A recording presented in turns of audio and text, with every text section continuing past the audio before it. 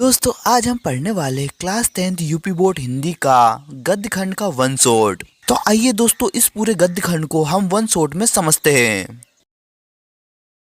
मित्रता, जिसके लेखक आचार्य रामचंद्र शुक्ल जी है। तो आइए दोस्तों हम इस चैप्टर को डिटेल से एनिमेशन के माध्यम से समझते हैं।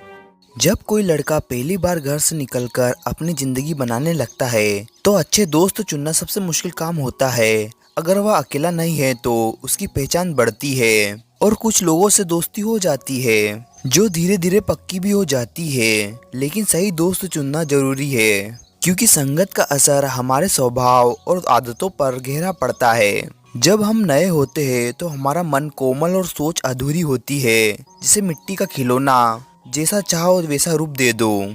अगर हम ऐसे लोगों के साथ रहे जो हमसे ज्यादा दबंग है तो हमें उनकी हर बात माननी पड़ती है, और अगर ऐसे लोगों के साथ रहे जो हमेशा हमारी बात मानते हैं तो कोई हमें रोकने टोकने वाला नहीं होगा। दोनों स्थितियों में नुकसान ही है। अजीब बात है कि लोग घोड़ा या सामान खरीदते वक्त तो खूब जांच पड़ताल करते हैं, लेकिन दोस्त बनाते वक्त उसके पुराने आचरण या स्वभाव पर ध्यान नहीं देते। बस अच्छा चेहरा, बात करने का तरीका या थोड़ी चालाकी देखकर यार बना लेते हैं। असल में दोस्ती का मकसद समझना चाहिए। एक सच्चा दोस्त हमें सही रास्ता दिखाता है, बुरी आदतों से बचाता है, ईमानदारी बनाए रखता है, गलती पर सचेत करता है और मुश्किल समय में हिम्मत देता है। सच्ची दोस्ती में अच्छे डॉक्टर जैसी समझ और माँ जैसी ममता होती है। इसलिए हमेशा ऐसे ही अच्छे और सच्चे दोस्त चुनना चाहिए। छात्रावास की दोस्ती खास होती है। इसमें जोश, अपनापन और गहरी भावनाएं होती है। बचपन की मित्रता में एक अलग आनंद होता है जिसमें मिठास, लगाव, ईर्ष्या सब कुछ मिला जुला रहता है। ऐसे रिश्तों में भरोसा अपार होता है, वर्तमान बहुत सुखद लगता है और भविष्य के लिए सुंदर कल्पनाएं मन में बस जाती है। इसमें नाराजगी और मनाना दोनों ही जल्दी होता है। लेकिन युवा अवस्था की मित्रता बचपन की मित्रता से अलग होती है। यह ज्यादा स्थिर, गंभीर और मजबूत होती है। हालांकि कई दोस्त चुनते समय सिर्फ बाहरी रूप, बातचीत का अंदाज और खुला स्वभाव देखकर दोस्ती कर लेते हैं, पर असली जीवन में साथ निभाने वाले मित्रों में इनसे भी कई ज्यादा गुण होने चाहिए। सच्चा मित्र वह नहीं होता जिससे हम सिर्फ काम निकाले या जिसके गुणों की सराहना करें लेकिन दिल से स्नेह ना हो। असली दोस्त तो वो होता है जिस पर पूरा भरोसा किया जा सके, जो सही रास्ता दिखाए, भाई जैसा अपनापन दे और हमारे सुख दुख को अपना समझे। मित्रता के लिए जरूरी नहीं है कि दोनों का काम, शौक या स्वभाव एक जैसा हो। अलग स्वभाव वाले लोग भी अच्छे दोस्त बन सकते हैं। उदाहरण के लिए राम शांत स्वभाव के थे और लक्ष्मण गुस्सैल, फिर भी उनका प्यार अटूट था। कर्ण उदार था, दुर्योधन लालची, फिर भी उनकी मित्रता मजबूत रही। असल में लोग अक्सर उन गुणों की ओर आकर्षित होते हैं जो उनके पास नहीं होते। गंभीर व्यक्ति खुश मिजाज का साथ चाहता है, कमजोर ताकतवर का, शांत इंसान जोशीले का। इतिहास में भी ऐसे ही उदाहरण है। चंद्रगुप्त ने नीति और योजना के लिए चाणक्य को अपनाया और अकबर ने अपनी मन बढ़ाव और हंसी मजाक के लिए बीरबल को अपना साथी बनाया। मित्रता का असली कर्तव्य यह है कि वह हमें ऊंचे और अच्छे काम करने के लिए प्रेरित करे, हिम्मत और उत्साह दे, यहाँ तक कि हम अपनी क्षमता से भी आगे बढ़कर काम कर सके। यह तभी संभव है जब वह मित्र दृढ़ निश्चय, सच्चा और आत्मबल से भरा हो। इसलिए हमें ऐसे ही दोस्तों की तलाश करनी चाहिए जो प्रतिष्ठित हो, साफ दिल के हो, कोमल स्वभाव के हो, मेहनती हो, समझदार हो और सच्चे दिल के हो, जिन पर हम पूरी तरह भरोसा कर सके और जान ले कि वे हमें कभी धोखा नहीं देंगे। जान पहचान वालों के बारे में भी यही सिद्धांत लागू होता है। वे ऐसे होना चाहिए जो हमारे जीवन को अच्छा और आनंदमय बनाने में मदद कर सके, भले ही उतना नहीं जो गहरे दोस्त देते हैं। अगर कोई व्यक्ति हमें ना ज्ञान दे सकता है, ना अच्छी बातें सिखा सकता है, ना मुश्किल समय में दिलासा दे सकता है, ना हमारे सुख में शामिल हो सकता है, ना कर्तव्य की याद दिला सकता है, तो उनसे दूर रहना ही अच्छा है। हमें अपने आसपास सिर्फ दिखावे के लिए जड़ मूर्तियां नहीं रखनी चाहिए। आजकल जान पहचान बढ़ाना आसान है। कई लोग मिल जाते हैं जो हमारे साथ घूमते फिरते हैं, थिएटर पार्टियों में जाने और खाने पीने के लिए तैयार रहते हैं। लेकिन ऐसे लोग ना तो हमें कोई फायदा देंगे और अगर नुकसान देंगे तो वो बहुत बड़ा देंगे। खासकर अगर ऐसे मनचले युवक हो जो अमीरों की बुरी आदतों की नकल करते हैं, दिन रात सजते सवेरते और महफिलों में फालतू बातें करने में लगे रहते हैं, गालियों में मस्ती करते और सिगरेट पीते हैं, उनका जीवन खोखला, बेकार और दया के लायक होता है। ऐसे लोग अच्छी बातों के आनंद से कोसों दूर होते हैं। उनके लिए ना कवि मायने रखते हैं, ना महात्मा, ना वीरों के महान काम, ना अच्छे विचार। उन्हें फूलों, पत्तों, झरनों या समुद्र की लहरों में कोई सुंदरता या संगीत नहीं दिखाई देता। वे सच्चे पुरुषार्थ, सच्ची दोस्ती और दिल की शांति से वंचित रहते हैं। उनकी आत्मा इंद्रिय सुखों में फंसी होती है और उनके मन में गंदे विचार भरे होते हैं। ऐसे लोग दिन पर दिन अंधकार में गिरते जाते हैं और उनसे दूर रहना ही समझदारी है। अब बात करते हैं कुसंगत की, यानी बुरी संगत सबसे खतरनाक ज्वार है। यह सिर्फ हमारे अच्छे विचारों और चरित्र को ही नहीं बिगाड़ता, बल्कि हमारी बुद्धि को भी नष्ट करता है। अगर किसी युवक की संगति बुरी है तो वह उसके पैरों में बंधी चक्की की तरह है, जो उसे धीरे धीरे पतन की गहराई में खींचती है। और अगर संगत अच्छी है तो वह सहारा देने वाली बाहु की तरह है, जो हमें लगातार ऊंचाई की ओर ले जाती है। इंग्लैंड के एक विद्वान को युवावस्था में राज दरबार में नौकरी नहीं मिली। वह जीवन भर इसे सौभाग्य मानता रहा, क्योंकि उसे पता था कि वह बुरी संगत में फंस जाता, जो उसकी आत्मिक उन्नति रोक देती। कुछ लोग इतने बुरे असर वाले होते हैं कि उनके साथ थोड़ी देर का मेलजोल भी हमारी सोच को दूषित कर देता है। उतनी ही देर में ऐसी बातें सुनने को मिल जाती है जो नहीं सुनना चाहिए, और मन पर ऐसे निशान पड़ जाते हैं जो पवित्रता को खत्म कर देते हैं। बुरी बातें और बुरे गीत दिमाग पर जल्दी चढ़ जाते हैं और लंबे समय तक टिके रहते हैं। ये अच्छी और गंभीर बातों की तरह जल्दी मिटते नहीं। एक व्यक्ति ने लेखक से कहा कि बचपन में सुनी एक गंदी कहावत को वह लाख कोशिश के बावजूद भूल नहीं पाता। जिन बातों और भावनाओं को हम याद नहीं रखना चाहते, वही बार बार मन में आकर चुभती है। इसलिए हमें बेहद सावधान रहना चाहिए और ऐसे लोगों को कभी दोस्त नहीं बनाना चाहिए जो अश्लील या फुहड़ बात करके हमें हंसाना चाहे। शुरुआत में हमें लगता है कि यह मामूली है, एक बार हुआ तो क्या, फिर नहीं होगा। या फिर हम सोचते हैं कि हमारे अच्छाइयों का असर उन पर पड़ेगा और वे सुधर जाएंगे, लेकिन हकीकत उल्टी होती है। एक बार आदमी जब कीचड़ में पैर डाल देता है तो वह ध्यान नहीं देता है कि अगला कदम कहाँ रखा है। धीरे धीरे हम बुरी बातों के इतने आदी हो जाते हैं कि उनसे घृणा खत्म हो जाती है। फिर हमें उनमें कोई बुराई भी नहीं लगती। इससे हमारा विवेक कुंद हो जाता है और अंततः हम खुद बुराइयों के अनुयायी बन जाते हैं। इसलिए दिल को साफ और बेदाग रखने का सबसे अच्छा तरीका यही है। बुरी संगत से पूरी तरह बचो। जैसे कहावत है, काजल की कोठरी में कैसो यूं सयो जाए, एक लीक काजल की लांगे है। मतलब कि चाहे कितना भी समझदार आदमी क्यों ना हो, अगर वो काली की कोठरी में जाएगा तो थोड़ा सा दाग लग ही जाएगा। ममता, जिसके लेखक जयशंकर प्रसाद जी हैं। तो आइए दोस्तों, हम इस चैप्टर को डिटेल से एनिमेशन से समझते हैं। ममता नाम की एक युवा विधवा लड़की थी। वो रोहतास किले के एक कमरे में अकेली बैठी सोन नदी के बहाव को देख रही थी। वो काफी दुखी थी। हालांकि उसके पिता चूड़ामणि उस किले के मंत्री थे और उसके पास सुख सुविधाओं की कोई कमी नहीं थी, लेकिन विधवा होने के कारण उसका मन हमेशा उदास रहता। एक दिन उसके पिता उसके लिए ढेर सारा सोना लेकर आए। ममता ने जब इतना सोना देखा तो वो डर गई। उसे लगा उसके पिता ने ये धन रिश्वत के रूप में लिया है। उसने अपने पिता से कहा, पिताजी ये गलत काम है, इसे वापस कर दीजिए।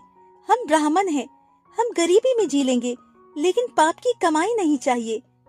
उसके पिता ने समझाया कि ये भविष्य के बुरे समय के लिए है, लेकिन ममता नहीं मानी। अगले ही दिन किले में पालकियों की एक लंबी लाइन आई।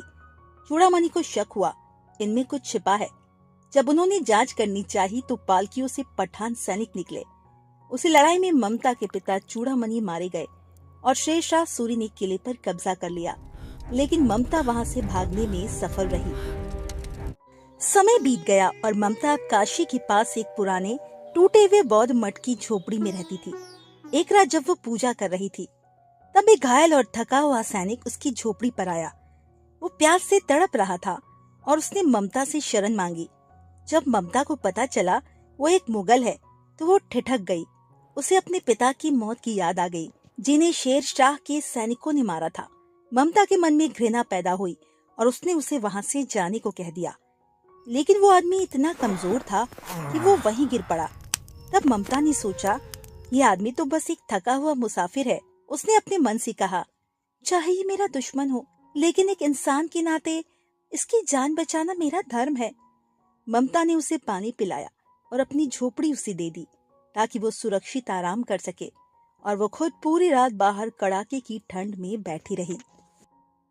अगली सुबह जब ममता ने देखा कि बाहर बहुत सारे सैनिक हैं, तो वो डर गई। उसे लगा कल रात जिस आदमी को उसने शरण दी, कहीं वो कोई खतरनाक अपराधी तो नहीं था। लेकिन तभी वो मुगल अपनी झोपड़ी से बाहर आया और उसने अपने सेनापति मिर्जा से कहा, इस औरत ने मेरी जान बचाई है, इसका घर बनवा देना। इसके बाद वो सब वहाँ से चले गए। समय का पहिया घूमता रहा। 47 साल बीत गए। ममता अब 70 साल की बुढ़िया हो चुकी थी और मरने वाली हालत में थी। तभी वहाँ फिर से कुछ घुड़सवार आए। वे हुमायूं के नक्शे के आधार पर उस जगह को ढूंढ रहे थे जहाँ शहंशाह ने एक रात बिताई थी। ममता ने उन्हें अपने पास बुलाया और कहा, मुझे नहीं पता कि वो शहंशाह था या कोई और, लेकिन वो यहाँ रुका था। मैं पूरी उम्र डरती रही कि कोई मेरी ये झोपड़ी ना छीन ले, क्योंकि ये मेरा घर था। अब मैं ये दुनिया छोड़ रही हूँ। अब तुम यहाँ मकान बनाओ या महल, मुझे कोई फर्क नहीं पड़ता। ये कहकर ममता ने अपने प्राण त्याग दिए। वहाँ एक बहुत ऊंचा अष्टकोण मंदिर बनाया गया। उस पर पत्थर लगवाया गया जिस पर लिखा था, 7 देशों के राजा हुमायूं ने यहाँ एक रात आराम किया था और उनके बेटे अकबर ने उनकी याद में ये गगनचुंबी मंदिर बनाया। लेकिन विडंबना ये थी कि उस पूरे पत्थर पर ममता का नाम कहीं नहीं था। क्या लिखूं, जिसके लेखक पदुमलाल पुन्नालाल बख्शी जी हैं। तो चलिए दोस्तों, इस चैप्टर को हम डिटेल से एनिमेशन के माध्यम से समझते हैं। लेखक कहता है, आज तो लिखना ही पड़ेगा। अंग्रेजी के मशहूर निबंधकार एजी गार्डिनर बोलते हैं कि लिखने के लिए एक खास तरह की मन की स्थिति होती है। जब ये मूड आता है तो मन में उत्साह आता है, दिल खुश हो जाता है, दिमाग में आइडियाज अपने आप आने लगते हैं। तब आदमी बिना सोचे समझे भी कोई भी चीज लिख लेता है। उस समय ये फिक्र नहीं रहती कि विषय क्या है, क्योंकि इंसान अपनी मन की भावनाएं किसी भी विषय में डाल सकता है। वो कहते हैं, जैसे टोपी टांगने के लिए कोई भी कील काम आ जाती है, वैसे ही मन की बातें लिखने के लिए कोई भी विषय काम चलाऊ होता है। असल चीज विषय नहीं है दोस्तों, बल्कि आपके मन के भाव होते हैं। लेखक कहता है, गार्डिनर की बात बिल्कुल सही है, लेकिन दिक्कत ये है उसके साथ ऐसा लिखने वाला मूड कभी आता ही नहीं। उसे तो खूब सोचने, मेहनत करने के बाद ही निबंध लिखना पड़ता है। आज मेहनत और ज्यादा करनी पड़ेगी, क्योंकि उसे आदर्श निबंध लिखना है, वो भी नमिता और अमिता के लिए। नमिता ने कहा है कि दूर के ढोल सुहावने पर लिखो, और अमिता चाहती है समाज सुधार पर लिखा जाए। दोनों विषय परीक्षा में आ चुके हैं, इसीलिए उसे बढ़िया निबंध लिखकर दोनों को समझाना है कि निबंध कैसे लिखा जाता है। समस्या ये है, दूर के ढोल सुहावने पर इतना क्या लिखा जाए कि 5 पेज भर जाए, और समाज सुधार तो बड़ा विषय है, उस पर छोटे से निबंध में सब कुछ कैसे आ जाए। इसी परेशानी को देखते हुए लेखक सोचता है, पहले मैं निबंध शास्त्र वाले की किताबें देखूं, समझूं कि असली और आदर्श निबंध होता क्या है, वही सीख कर फिर इन दोनों विषयों का निबंध लिखूंगा। लेखक कहता है कि बड़े बड़े निबंधों में सुंदरता नहीं रह पाती, इसीलिए उसके लिए बेहतर है वो छोटा निबंध ही लिखे। लेकिन दिक्कत यह है, लिखे कैसे। निबंध शास्त्र के विद्वान कहते हैं, निबंध के 2 हिस्से होते हैं। पहला, सामग्री, क्या क्या बातें लिखनी है। दूसरी, शैली, कैसे लिखना है। तो सबसे पहले तो सामग्री जुटानी पड़ेगी, उसके लिए विचार इकट्ठे करने होंगे। पर लेखक सोचता है कि भला कौन जानता था कि दूर के ढोल सुहावने पर निबंध लिखना पड़ेगा। अगर पहले पता होता तो लाइब्रेरी जाकर इस पर सामग्री ढूंढ लेता, पर अब तो वक्त ही नहीं। 2 घंटे में 2 निबंध तैयार करने हैं, वो भी बिना किसी किताब या विश्वकोश के। अब उसे अपने ही ज्ञान पर भरोसा करके लिखना पड़ेगा। रूपरेखा की दिक्कत। विद्वानों का कहना है, निबंध लिखने से पहले उसकी रूपरेखा बनाओ, मतलब पहले से तय करो कि कौन सी बातें लिखोगे, कौन सी बाद में। लेखक सोचता है, भला दूर के ढोल सुहावने का आउटलाइन कैसे बनाऊं। निबंध लिख लेने के बाद तो मैं उसका छोटा सा सार जरूर बना सकता हूँ, लेकिन लिखने से पहले 5-10 शब्दों में सार कैसे बताऊं। वो ये भी सोचता है, क्या सच में बड़े बड़े लेखक पहले से रूपरेखा बनाते होंगे। एजी गार्डिनर का उदाहरण।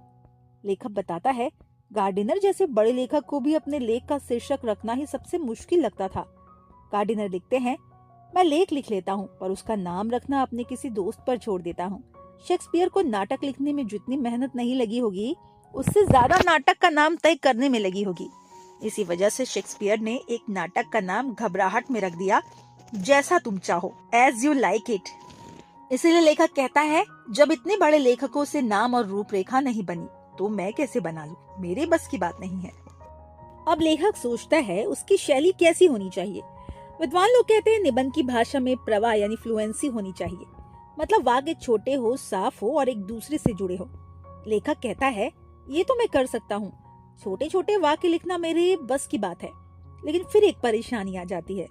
वो सोचता है वो मास्टर है, अगर उसने बहुत साधारण छोटे छोटे वाक्य लिख दिए तो नमिता और अमिता कहेगी सर ने तो बहुत ही आसान भाषा में लिखा। शायद कम दिमाग वालों के लिए, अपने ज्ञान और विद्वता का रुतबा जमाने के लिए उसे लगता है वाक्य लंबे और भारी भरकम होने चाहिए। कम से कम आधा पेज तो एक वाक्य में निकल ही जाए, जैसे बाण भट्ट ने कादम्बरी में बड़े बड़े वाक्य लिखे थे। लेखक कहता है थोड़ा बहुत अस्पष्ट या कठिन लिखना भी जरूरी है, क्योंकि भाषा जितनी कठिन हो उतनी ही विद्वतापूर्ण लगती है। इसीलिए संस्कृत कवि श्री हर्ष ने अपनी काव्य रचना में जानबूझकर कठिन पहेलियां डाली थी, ताकि आम लोग समझ ही ना सके। कवि सेनापति ने भी अपनी कविता सामान्य लोगों के लिए कठिन बना दी थी। ये सोचकर लेखक डर जाता है, शायद उसे भी निबंध में अलंकार, मुहावरे, लोकोक्तियां आदि डालनी पड़ेगी, क्योंकि विद्वानों ने कहा है कि ये सब निबंध में होना चाहिए। अब वो परेशान होकर पूछता है आखिर मैं करूँ तो क्या करूँ। लेखक कहता है अंग्रेजी के निबंधकारों ने एक अलग तरीका अपनाया है। ये तरीका पुराने आचार्यों की कसौटी पर शायद पूरा ना उतरे, लेकिन अंग्रेजी साहित्य में इसकी काफी इज्जत है। इस नई शैली की शुरुआत मॉन्टेन ने की थी। उन्होंने जो कुछ देखा, सुना, महसूस किया, बस वही अपने निबंधों में लिख दिया। इस शैली की सबसे बड़ी खासियत ये मन की स्वतंत्र खुली हुई रचना होती है। इसमें न कवि वाली ऊंची कल्पना होती है, न कहानीकार वाली बारीकियां, न विद्वानों वाली भारी भरकम तर्क वितर्क। ये निबंध सीधे दिल से निकलते हैं लेखक के, उसके सच्चे अनुभव, सच्ची भावनाएं, सच्चा उल्लास। इस शैली में निबंध तब लिखे जाते हैं जब लेखक ज्ञान दिखाने नहीं बैठा होता, न ही कल्पना के पंख फैलाने, बल्कि वो जैसे दुनिया को देखता है वैसा ही लिख देता है।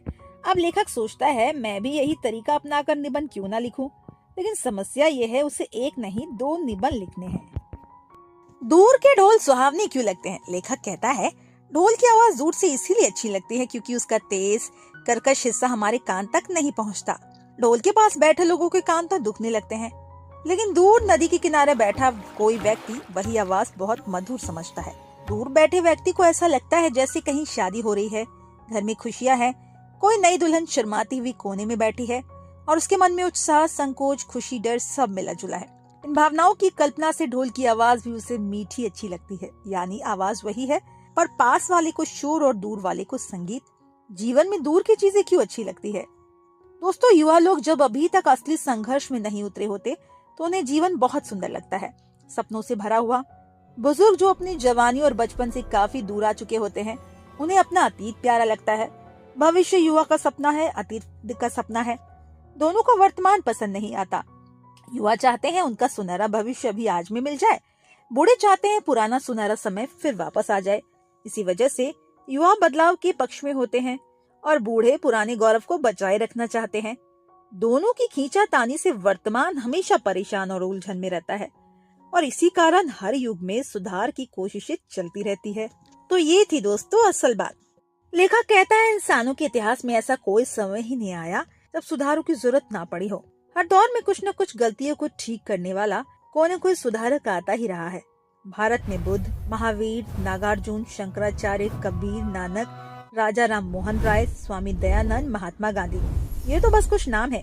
असल में छोटे छोटे गाँव से लेकर बड़े शहरों तक हर जगह सुधारक मौजूद है। क्यों चलते रहते हैं सुधार?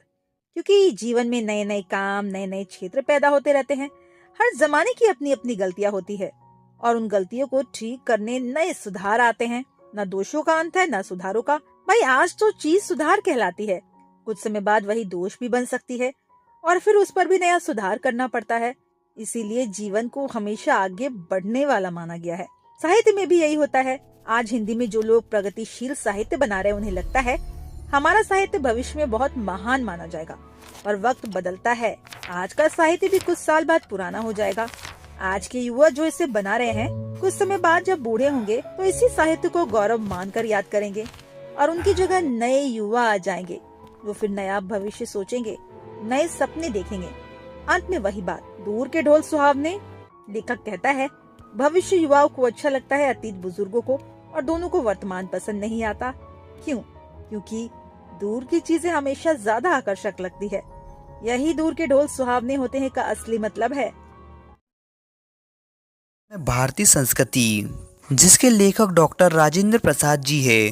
तो आइए दोस्तों, इस चैप्टर को हम डिटेल से एनिमेशन के माध्यम से समझते हैं। अगर कोई विदेशी व्यक्ति जिसे भारत के बारे में कुछ पता ना हो, भारत के एक कोने से दूसरे कोने तक यात्रा करे तो उसे इतनी विविधता दिखेगी कि वह कहेगा यह देश नहीं बल्कि कई देशों का समूह है, क्योंकि यहाँ बहुत सी चीजों में फर्क है, खासकर वे बातें जो सीधे आंखों से दिखाई देती है। भारत में प्राकृतिक विभिन्नताएं भी बहुत ज्यादा है। जो चीजें एक पूरे महाद्वीप में देखने को मिलती है वही भारत में दिखाई देती है। एक तरफ बर्फ से ढकी हिमालय की पहाड़ियां है तो दूसरी तरफ दक्षिण की ओर गंगा, यमुना, ब्रह्मपुत्र से बहते मैदान मिलते हैं।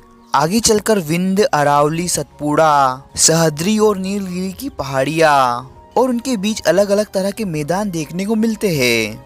पश्चिम या पूर्व की ओर जाने पर भी खूब अंतर दिखाई देते हैं। कई हिमालय की ठंडी सर्दी है जहाँ साल भर गर्म कपड़े और आग की जरूरत होती है, तो कई मैदानों में तेज गर्म हवाएं हैं। और कन्याकुमारी में तो साल भर ना ज्यादा ठंड होती है और ना ज्यादा गर्मी। असम की पहाड़ियों में साल भर में लगभग 300 इंची तक बारिश होती है, तो वहीं जैसलमेर में साल भर में मुश्किल से 2-4 इंची पानी बरसता है। यहाँ कोई ऐसा अनाज नहीं जो पैदा ना हो सके, कोई ऐसा फल नहीं जो उसे यहाँ उगाया ना जा सके, कोई ऐसा खनिज नहीं है जो यहाँ की धरती में ना मिले। जंगलों में लगभग हर तरह के पेड़ पौधे और जानवर मिल जाते हैं। अगर कोई देखना चाहता है कि मौसम और वातावरण इंसानों के रहन सहन, खान पान, कपड़े और उनके शरीर और दिमाग पर कैसा असर डालते हैं, तो भारत के अलग अलग प्रांतों के लोग इनका जीता जागता उदाहरण है। इसी तरह यहाँ कई बड़ी भाषाएं बोली जाती है और बोलियां की तो गिनती ही नहीं। तभी तो यह कहावत प्रचलित है, कोस कोस पर बदले पानी, 4 कोस पर बानी। मतलब कि हर थोड़ी दूर पर पानी का स्वाद बदल जाता है और कुछ दूरी पर बोली या भाषा बदल जाती है।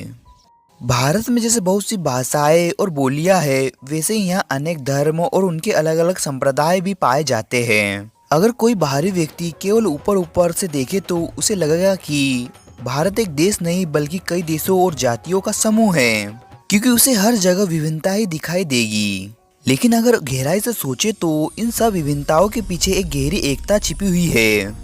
यह एकता इन अलग अलग धर्मों, भाषाओं और संस्कृतियों को ऐसी जोड़ देती है जिसे रेशमी धागा अलग अलग रंग और आकार की मोतियों या फूलों को पिरोकर एक सुंदर हार बना देता है। उस हार की हर मणि या फूल अकेले सुंदर नहीं होता, बल्कि दूसरों के साथ जुड़कर और भी अधिक सुंदर दिखता है।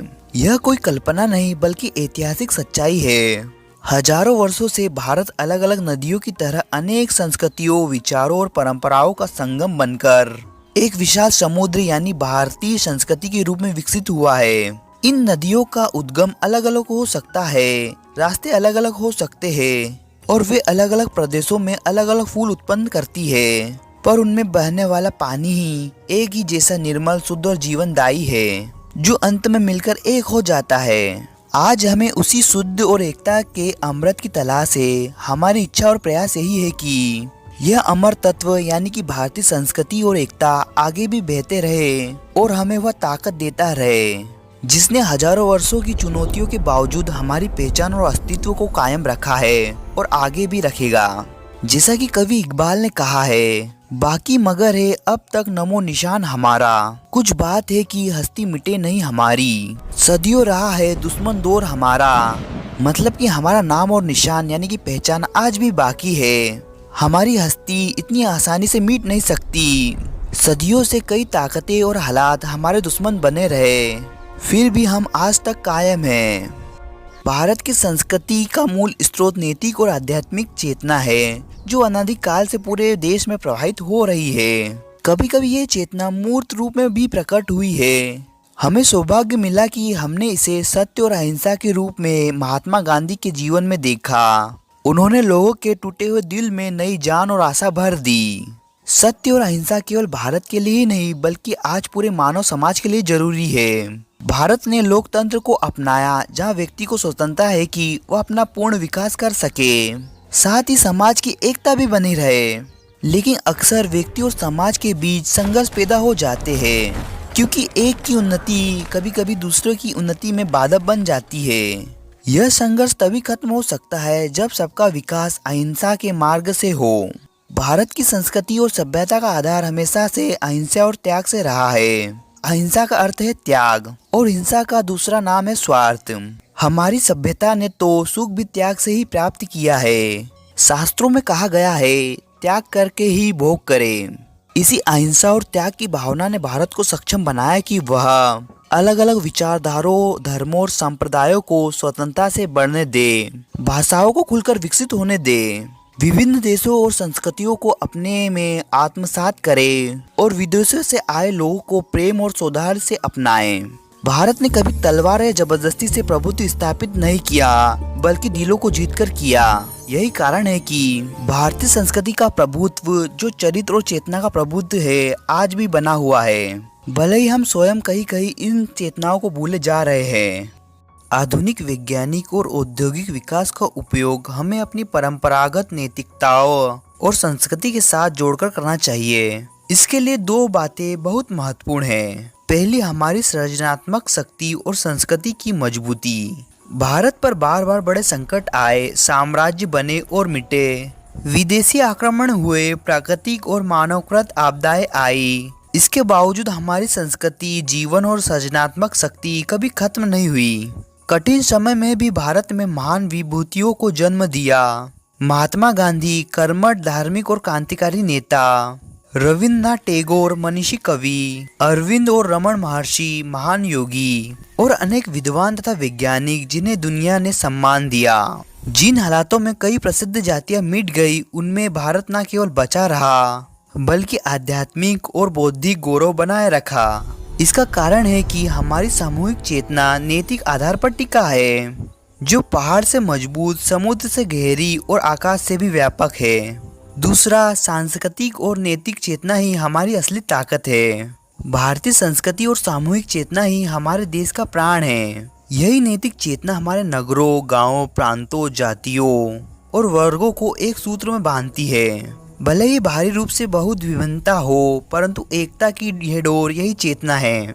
गांधी जी ने इस बात को पहचाना। उन्होंने लोगों को अहिंसा, सेवा और त्याग के आधार पर प्रेरित किया, क्योंकि सदियों से यही बातें जन साधारण के दिलों में बसी हुई थी। बापू ने इस नैतिक चेतना को जन क्रांति की शक्ति बना दिया। यही उनकी दूरदर्शिता और सफलता थी। हमारे समाज और देश में सामाजिक कल्याण की भावना सबसे जरूरी होनी चाहिए। हर व्यक्ति को अपने आर्थिक काम इस सोच के साथ करना चाहिए कि सबको फायदा मिले, ना कि केवल खुद का। हमें स्वार्थ और अधिकारों पर नहीं, बल्कि कर्तव्य और सेवा पर जोर देना चाहिए। किसी भी काम के पीछे की भावना बहुत असर डालती है। उदाहरण के लिए एक संयुक्त परिवार ले।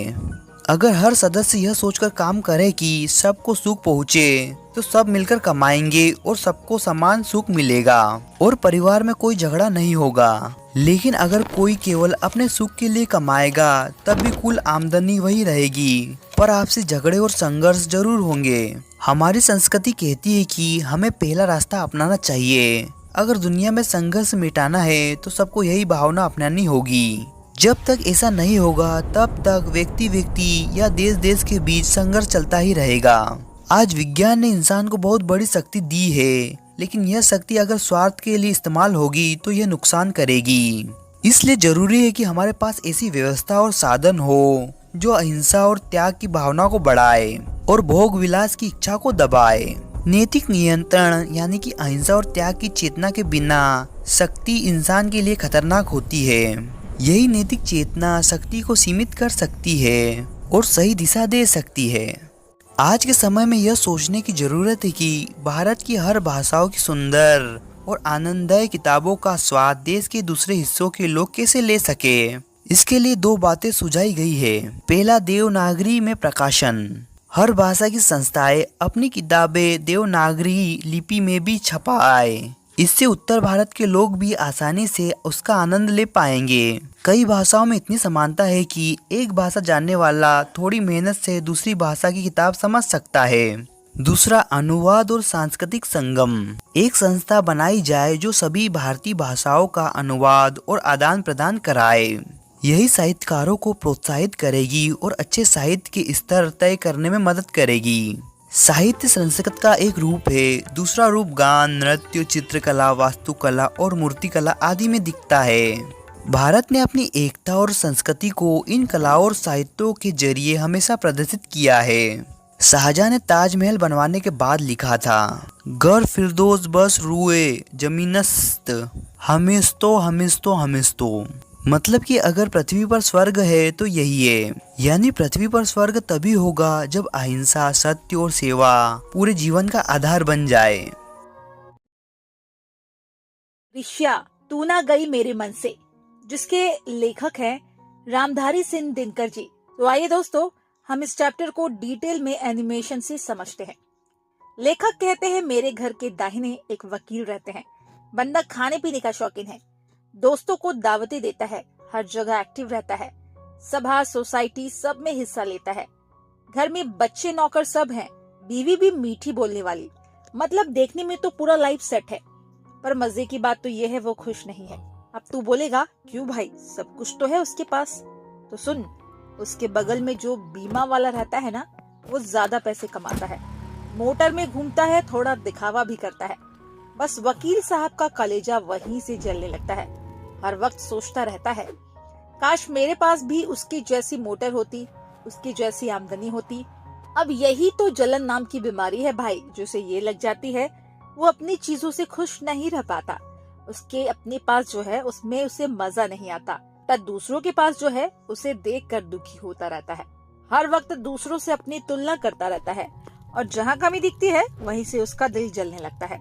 अब ऐसे में बेचारा करे भी क्या, आदत लग जाए ना तो फिर जलना पिघलना रोज का काम बन जाता है।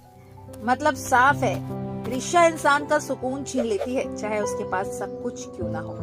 देख भाई, अगर तुझे कोई सुंदर बगीचा मिल जाए और तू भगवान को थैंक यू बोलने की बजाय ये सोचते रहे, अरे यार इससे बड़ा बगीचा मुझे क्यों नहीं मिला, तो समझ ले जलन के चक्कर में फंस गया है। ऐसे लोग अपने पास की चीजों का मजा नहीं लेते दोस्तों, बस ये सोचते हैं दूसरे के पास ज्यादा क्यों है। धीरे धीरे उनका दिमाग गड़बड़ा जाता है, वे मेहनत छोड़कर बुरे रास्ते पर चल पड़ते हैं। उन्हें लगता है अगर मैं दूसरों को नीचे गिरा दूं तो मैं ऊपर चला जाऊंगा। अब सुन मजेदार बात, ऋषा की बड़ी बेटी होती है निंदा। जो आदमी जलता है वो दूसरों की बुराई करता है, क्योंकि उसे लगता है अगर मैं उसकी बुराई करूं तो लोग उसे बुरा मानेंगे और मैं अपने आप अच्छा दिखने लगूंगा। लेकिन भाई दुनिया में ऐसा कभी नहीं हुआ, किसी को नीचे गिराने से तू ऊपर नहीं उठेगा। कोई इंसान बुराई सुनकर नहीं गिरता, वो तब गिरता है जब उसके अपने अच्छे गुण खत्म हो जाते हैं। और तू खुद बुराई करके ऊपर नहीं जा सकता। ऊपर जाने का एक ही तरीका है, अपना चरित्र साफ रख, अपने गुण बढ़ा, मेहनत कर, तब उन्नति खुद पीछे दौड़ेगी।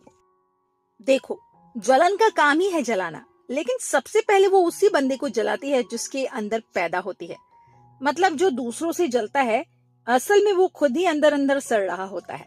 ऐसे लोग तूने देखे भी होंगे जो हर वक्त दूसरों की बुराई में लगे रहते हैं, बस किसी सुनने वाले की तलाश में रहते हैं कि कहीं बैठकर अपना गुस्सा निकाल लूं। और जैसे ही कोई मिलता है शुरू हो जाते हैं, एकदम ग्रामोफोन की तरह ट्रैक बजने लगता है। ऐसे बोलते हैं जैसे दुनिया की भलाई का ठेका इन्हीं के पास है। लेकिन जरा ध्यान से देखो, जब से उन्होंने ये बुराई करने का काम शुरू किया है, क्या वो जिंदगी में आगे बढ़े हैं? नहीं ना। अगर वो अपनी वही ऊर्जा किसी अच्छे काम में लगाते तो आज कहीं और होते। आप सुनो, लोग कहते हैं चिंता चिता समान है, मतलब ज्यादा चिंता करने से आदमी अंदर ही अंदर जल जाता है। पर ईर्ष्या तो चिंता से भी बदतर है, क्योंकि चिंता सिर्फ मन को जलाती है, पर ईर्ष्या तो इंसान के अच्छे गुणों को मार देती है। ऐसा इंसान जीता तो है, लेकिन जैसे जहर की चलती फिरती गठरी हो, जहाँ जाता है वहाँ माहौल खराब करता है, लोगों की बातों में जहर घोल देता है। और बात सिर्फ ये है कि ईर्ष्या सिर्फ चरित्र को नहीं बिगाड़ती, वो खुशी छीन लेती है। जो इंसान जलता है उसे अपने आसपास की खूबसूरती, खुशियाँ सब फीकी लगने लगती है। उसे न पंछियों का गाना अच्छा लगता है, न फूल सुंदर लगते हैं, सब कुछ बेस्वाद बेरंग लगने लगता है। सीधा मतलब है, जो जलता है वो खुद ही अपने दिल की रोशनी बुझा लेता है। ईर्ष्या से दूर रहो, वरना जिंदगी की मिठास भी दोस्तों कड़वी लगने लगेगी आपको।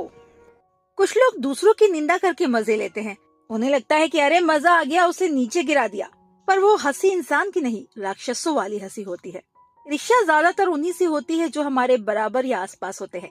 जैसे भिखारी करोड़पति से नहीं जलता, थोड़ी बहुत प्रतिद्वंद्विता ठीक है, क्योंकि उससे इंसान में आगे बढ़ने का जोश आता है, लेकिन अगर जलन बदले में बुराई करने तक पहुंच जाए तो नुकसान होता है। असल में जलने वाला आदमी सोचता है उसके पास कुछ है जो मेरे पास नहीं है, लेकिन ये नहीं सोचता मैं मेहनत से वो चीज कैसे पा सकता हूँ। बस दूसरों से जलता रहता है और शरीफ लोग हैरान रहते हैं, अरे मैंने तो किसी का कुछ बिगाड़ा नहीं, फिर लोग मुझसे क्यों जलते हैं। असल में ईर्ष्यालु लोग खुद अपनी कमी नहीं देखते, बस दूसरों को गिराने में लगे रहते हैं। भाई सीधी सी बात है, ईर्ष्या अगर सुधार का कारण बने तो ठीक, वरना वो इंसान को अंदर से जला देती है पूरी तरह से। ईश्वर चंद्र विद्यासागर बोले थे, जो तेरी बुराई करेगा वही होगा जिसे तूने भलाई दी होगी। मतलब अच्छे काम का बदला कई बार बुराई से मिलता है। नीत्शे ने भी मजाक में कहा था, ये लोग तो बाजार की मक्खियां हैं जो बेवजह हमारे आसपास भिनभिनाती रहती हैं, सामने तारीफ करेंगी, पीछे निंदा। असल में हम उनके दिमाग में बस गए होते हैं, वो हमें भूल नहीं सकते। हमारे गुण देखकर डरती भी है, जलती भी है, और हमारी कमियां तो माफ कर देती है, क्योंकि बड़े आदमी की गलती माफ करना उन्हें स्टाइलिश लगता है। तो जो लोग दिल के बड़े और साफ होते हैं वो बोलते हैं, अरे छोड़ो, छोटे लोग हैं, क्या झगड़ना।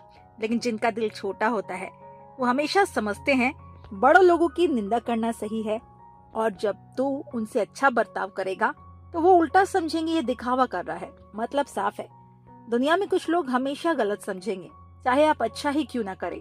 इसीलिए उनकी निंदा से परेशान मत होना, बस अपना काम करते रहो।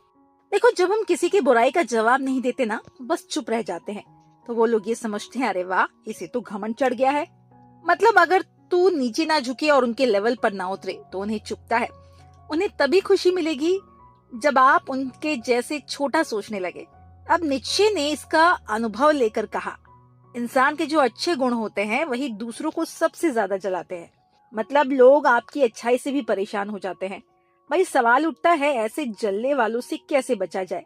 नीत्शे कहते हैं, बाजार की मक्खियों से दूर रहो और एकांत में रहो। मतलब जलनखोर लोगों से दूर रहो, क्योंकि जो लोग कुछ महान, अमर या नया बनाते हैं वो शोहरत या भीड़ में नहीं रहते, वो शांति और अकेलेपन में कुछ बड़ा करते हैं। अब बात आती है खुद ईर्ष्या से कैसे बचे।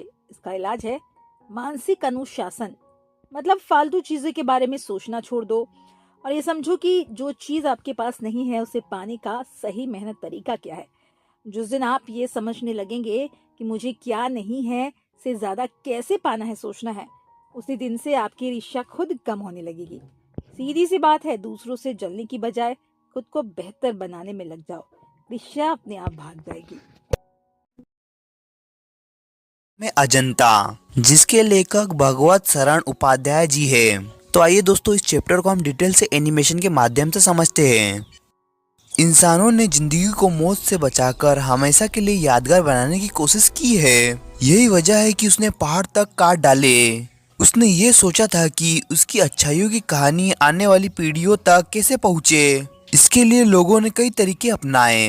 किसी ने चट्टानों पर अपने संदेश खोदे, किसी ने ऊंचे ऊंचे चिकने पत्थरों के खंभे खड़े किए, किसी ने तांबे पीतल की तख्तियों पर अक्षर उकेरे। इसी तरह इंसानों के जीने मरने की कहानी कई सदियों से आगे बढ़ती हुई आज तक हमारे पास पहुंच गई है, जो अब हमारी धरोहर बन चुकी है। इन्हीं तरीकों में पहाड़ काटकर मंदिर बनाना भी था। पुराने समय में लगभग हर सभ्यता में पहाड़ काटकर सुंदर मंदिर बनाए गए और उनकी दीवारों पर बहुत ही सुंदर चित्र उकेरे गए।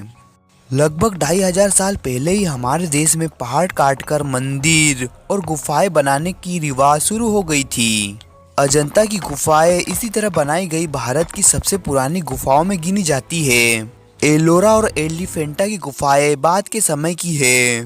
पूरे देश में जितनी भी गुफाएं या गुफा मंदिर है, उसमें सबसे ज्यादा मशहूर अजंता की गुफाएं ही है। उनकी दीवारों और छतों पर बने चित्र इतने शानदार है कि पूरी दुनिया इन्हें कला का नमूना मानती है। चीन के तुंगहुआंग और श्रीलंका के सिगिरिया की पहाड़ियों पर भी अजंता की तर्ज पर चित्र बनाए गए थे।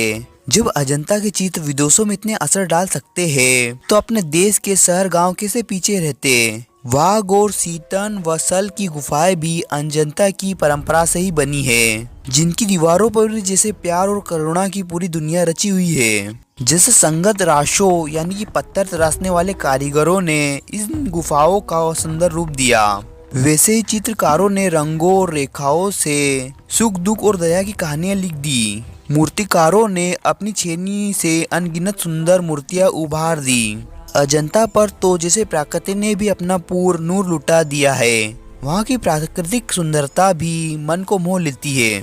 महाराष्ट्र के इलाके में मुंबई और हैदराबाद के बीच विंध्याचल के पूर्व पश्चिम फैले पहाड़ों से जुड़ा एक लंबा पहाड़ी सिलसिला उत्तर से दक्षिण की ओर चलता है, जिसे सह्याद्री पर्वत कहते हैं। अजंता की गुफाएं इसी पहाड़ी श्रृंखला पर बसी है और उसे मानो और भी सुंदर बना देती है। अजंता गांव से थोड़ी दूर पर पहाड़ों के नीचे बहने वाली बांदूर नदी एक जगह से घुमाव लेकर कमल की तरह मुड़ जाती है। वहीं पर पहाड़ों की लंबी श्रृंखला अचानक आधे चांद जैसी गोल हो जाती है। करीब 250 फुट ऊंचे हरे जंगलों से ढके मंच की परतों जैसे दिखने वाले ये पहाड़ हमारे पूर्वजों को इतने सुहाए कि उन्होंने इन्हें पहाड़ों को काट काट कर अंदर शानदार इमारतें बना दी। सोचिए, एक तरफ कड़ा पत्थर और दूसरी तरफ इंसान, लेकिन इंसान की मेहनत से पहाड़ भी पिघल गया और वहाँ एक से एक बरामदे, बड़े हाल और मंदिर बनते चले गए। पहले तो पूरा पहाड़ काट कर अंदर खाली जगह बनाई गई, फिर उसी में सुंदर कमरे और मंदिर बनाए गए, जिनके खम्भों पर उभरी हुई मूर्तियां मुस्कुराती सी लगती है। अंदर की सभी दीवारें और छतें घिसकर चिकनी की गई। गरम किया हुआ प्लास्टर पर आचार्यों ने पहले पतली लहराती रेखा से चित्र का ढांचा बनाया और फिर उसमें सारगीदर कलाकारों ने रंग भर कर चित्र में जान डाल दी। इसके बाद दीवारें जैसे खिल उठी और पूरा पहाड़ मानो खुशी से धड़क उठा। अजंता की दीवारों पर मानो पूरा जीवन बरस पड़ा है, जैसे किसी जादुई कहानी का खजाना खोल दिया गया हो। एक कहानी खत्म नहीं होती कि दूसरी कहानी शुरू हो जाती है। बंदरों की कहानी, हाथियों की, हिरणों की, कहीं डर और कहीं क्रूरता दिखती है, तो कहीं दया और त्याग की मिसालें मिलती है। जहाँ पाप है वहाँ माफी भी है। हर तरह के लोग और जीव, राजा, भिक्षु, रानी, साधारण लोग, पुरुष, स्त्रियां, जानवर, सब कलाकारों की ब्रश में ऐसे बने हैं जैसे जिंदा हो।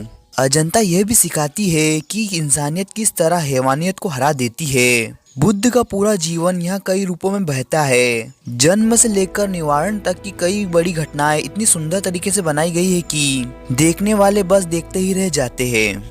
एक चित्र में बुद्ध हाथ में कमल लिए खड़े हैं, चेहरे पर शांति और आंखों में नूर फैला दिखता है। एक में यशोधरा कमल की डंडी पकड़कर त्रिभंग मुद्रा में खड़ी है। एक में महाभिनिष्क्रमण का दृश्य है। यशोधरा और छोटा राहुल सो रहा है और गौतम घर को छोड़ने के फैसले के साथ थरथराते दिल को संभालते हुए निकल रहे हैं। एक जगह नंद का दृश्य है।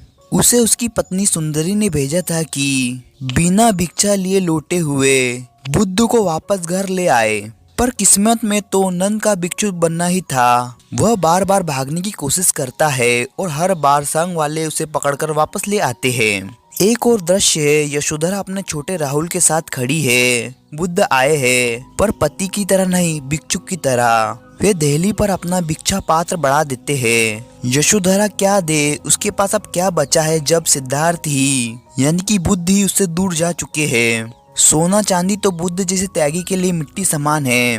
उसके पास बचा है सिर्फ एक अनमोल चीज, उसका बेटा राहुल, और वही वह अपना सब कुछ मानकर बुद्ध को सौंप देती है। कोई आदमी हाथियों को दंड यानी कि गन्ना जैसी चीज तोड़ तोड़ कर खिला रहा है। कई महलों में शराब के प्याले चल रहे हैं, तो कहीं कोई रानी अपनी आखिरी सांस ले रही है। खान पान, रहन सहन, नाच गाना, बातें करना, जंगल, शहर, अमीर गरीब, जितने भी तरह के दृश्य सोच सकते हैं, सब अजंता की गुफाओं की दीवारों पर नजर आ जाते हैं। बुद्ध के इस जीवन की घटना तो बनी ही है, इसके पिछले जन्मों की कहानियां भी इन चित्रों में दिखाई गई है। पिछली जन्म कहानियों को जातक कथाएं कहते हैं। कुल 555 जातक कथाएं हैं और उनका बड़ा सम्मान है। इन्हीं में से कई कथाएं अजंता की दीवारों पर बड़े विस्तार से उकेरी गई है। अपने पिछले जन्मों में बुद्ध कभी हाथी बने, कभी बंदर, तो कभी हिरन, और हर बार दुनिया के भले के लिए दया और त्याग का रास्ता चुना। कई बार उन्होंने दूसरों के लिए अपनी जान तक दे दी। इन चित्रों में दिखाया गया है कि कैसे जानवर भी इंसान की तरह समझदारी और नैतिकता से काम करते थे। कलाकारों ने ये दृश्य इतनी खूबी से बनाया कि अजंता की गुफाओं में जैसा पूरा जीवन उतर गया हो। शहर, गांव, महल, झोपड़ियाँ, समुद्र, नदी, घाट, सब कुछ। और यह चित्रकारी इतनी जीवंत है कि देखने वाले दंग रह जाते हैं। हाथियों, घोड़ों और दूसरे जानवरों के जुलूस ऐसे लगते हैं जैसे बस अभी चल पड़ेंगे और अपने काम करने लगेंगे, मानो किसी जादूगर ने उन्हें जगा दिया हो। इन गुफाओं का बनना ईसा के लगभग 200 साल पहले ही शुरू हो गया था और 7वीं शताब्दी तक ये पूरी तरह तैयार हो गई। कुछ गुफाओं में लगभग 2000 साल पुराने चित्र आज भी सुरक्षित है। ज्यादातर चित्र भारत के सुनहरे समय गुप्त काल 5वीं सदी से लेकर चालुक्य काल 7वीं सदी के बीच बनाए गए थे। अजंता दुनिया की चित्रकला में एक अलग और अनोखा स्थान रखता है। इतना पुराने होते हुए भी इसके चित्र बेहद जीवंत, चलायमान और कहानी से भरे हुए हैं। ऐसे चित्र दुनिया में कहीं और नहीं मिलते। अजंता की कला ने भारत को ही नहीं, विदेशों की कला को भी बहुत प्रभावित किया। इसका असर पूर्वी देशों पर भी पड़ा और मध्य पश्चिमी एशिया की कला भी इससे अछूती नहीं रही। पानी में चंदा और चांद पर आदमी जयप्रकाश भारती जी द्वारा लिखा गया एक प्रसिद्ध निबंध है। इसमें लेखक ने मानव की कल्पना से लेकर विज्ञान की महान उपलब्धि तक की यात्रा को बहुत सुंदर ढंग से बताया है। इस पाठ में बताया गया है कि कैसे पहले लोग चांद को सिर्फ पानी में उसकी परछाई में देखते थे, लेकिन आज इंसान खुद चांद तक पहुंच गया है। लेखक ने इस पाठ में अपोलो 11 मिशन और नील आर्मस्ट्रांग की चांद यात्रा का वर्णन किया है। साथ ही ये भी समझाया है कि विज्ञान और तकनीक की मदद से इंसान ने कैसे अपने सपनों को सच कर दिखाया। ये पाठ हमें सिखाता है मेहनत, साहस और ज्ञान से असंभव काम भी संभव हो सकते हैं। तो आइए दोस्तों, इस प्यारे से सफर को हम डिटेल से एनिमेशन के माध्यम से समझते हैं। पूरी दुनिया के लोग टीवी और रेडियो से चिपके बैठे थे। सब लोग बड़ी बेसब्री से देख रहे थे कि इंसान पहली बार चांद पर उतरने वाला है। लोग इतने उत्साहित थे, उन्हें अपने आसपास की भी सुध नहीं थी। बरसों से इंसान चांद पर जाने का सपना देख रहा था और आज वो सपना सच होने वाला था। 21 जुलाई 1969 को सुबह ईगल नाम का यान नील आर्मस्ट्रांग और एल्ड्रिन को लेकर चांद पर उतर गया। वो चांद की एक जगह जिसे शांति सागर कहते हैं, वहाँ उतरा। भारत में उस वक्त रात के 1:47 हो रहे थे। उसी समय इंसान पहली बार चांद पर पहुंचा। पृथ्वी से चांद तक पहुंचने में करीब 4 लाख किलोमीटर की दूरी तय करनी पड़ी। अपोलो 11 नाम का रॉकेट 16 जुलाई को अमेरिका से उड़ाया गया था। उसमें 3 लोग थे, नील आर्मस्ट्रांग, माइकल कॉलिंस और एडविन एल्ड्रिन। जब चांद के पास पहुंचे तो ईगल यान अलग होकर नीचे चांद पर उतर गया और माइकल कॉलिंस ऊपर वाले यान पर बैठकर चांद के चक्कर लगा रहे थे। नील आर्मस्ट्रांग ने चांद से पृथ्वी को देखकर कहा, वो बहुत बड़ी, चमकदार और खूबसूरत लग रही है। एल्ड्रिन ने भी कहा कि नजारा बहुत सुंदर है। वहाँ पास में रंग बिरंगी चट्टानें थी और चांद की मिट्टी सूरज की रोशनी में चमक रही थी। चारों तरफ बिल्कुल शांति थी। चांद पर उतरने के बाद पहले नील आर्मस्ट्रांग ने चेक किया चंद्रयान सही हालत में है या नहीं। फिर थोड़ा कुछ खाया पिया और आराम किया। उसके बाद वो चंद्रयान से बाहर निकले। वे सीढ़ियों से धीरे धीरे नीचे उतरे। पहले उन्होंने अपना बायां पैर चांद की जमीन पर रखा और दूसरा पैर अभी यान पर ही था। दोनों हाथों से वे यान को पकड़कर खड़े रहे ताकि वो पक्का कर सके कि जमीन सुरक्षित है। जब उन्हें भरोसा हो गया तो वे थोड़ी दूर तक चलकर देखने लगे। चांद पर पहला कदम रखते समय उन्होंने कहा, ये इंसान का एक छोटा सा कदम है, लेकिन पूरी मानव जाति के लिए बहुत बड़ी छलांग है। उस समय एल्ड्रिन अंदर ही थे, लेकिन वे खाली नहीं बैठे थे। कैमरे से आर्मस्ट्रांग की वीडियो बना रहे थे। करीब 20 मिनट बाद एल्ड्रिन भी बाहर आए और चांद पर चलकर देखने लगे। तब तक आर्मस्ट्रांग चांद की मिट्टी का थोड़ा सा नमूना अपनी जेब में रख चुके थे। उसके बाद उन्होंने टीवी कैमरा एक स्टैंड पर लगा दिया। चांद पर जाने में अरबों डॉलर खर्च हुए थे, इसीलिए उनके पास जो थोड़ा सा समय था का पूरा इस्तेमाल करना था। दोनों को चांद की मिट्टी और पत्थरों के नमूने लेने थे और कई मशीनें भी लगानी थी ताकि बाद में भी धरती पर जानकारी भेजी जा सके। उन्होंने वहाँ भूकंप मापने की मशीन लगाई और एक खास शीशा रखा जिससे लेजर की किरणें वापस भेजी जा सके। उन्होंने वहां एक धातु की पट्टी भी रखी जिस पर तीनों अंतरिक्ष यात्रियों और अमेरिका के राष्ट्रपति निक्सन के हस्ताक्षर थे। उस पर लिखा था, जुलाई 1969 में पृथ्वी के इंसान यहाँ चांद पर पहुँचे। हम पूरी मानवता के लिए शांति की कामना लेकर आए हैं।